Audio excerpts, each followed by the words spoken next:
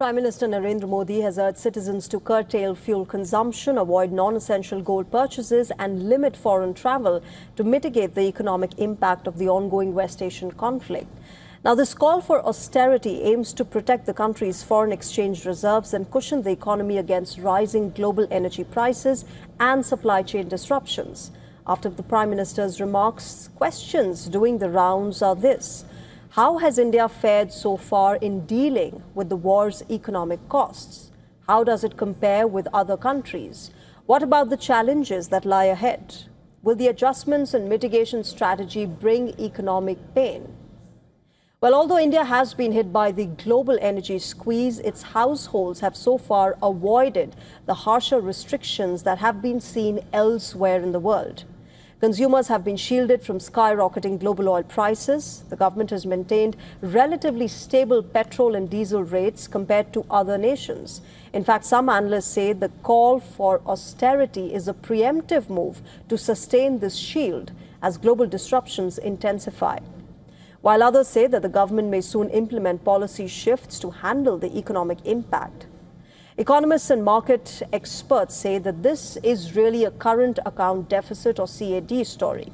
The current account deficit is essentially the gap between the foreign exchange flowing into India and the money going out.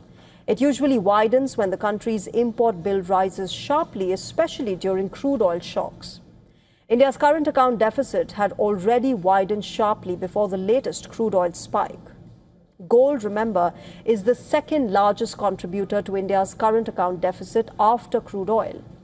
India's gold imports hit a record high in 2025-26, prompting concerns over the widening trade deficit.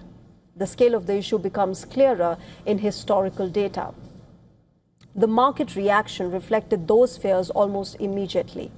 Jewelry-related stocks came under pressure, with Titan among the top losers on the Nifty index.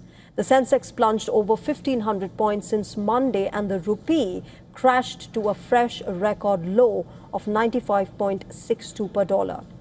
That comes as investors are worried about rising oil prices, imported inflation, and pressure on India's external balances. The need to curb imports of gold and fuel highlights the expected strain on forex reserves due to the Iran war. While India's foreign exchange reserves are robust, the Reserve Bank of India has burned through some reserves to intervene in the currency markets to prevent a sharp rupee depreciation. The country's forex bucket is estimated to cover approximately 10 to 11 months of projected imports.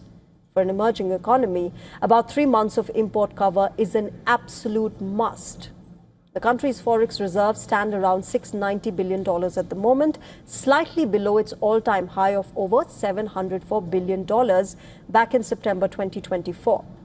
The reserves have generally increased over the past year despite foreign investment outflows and RBI's currency market intervention.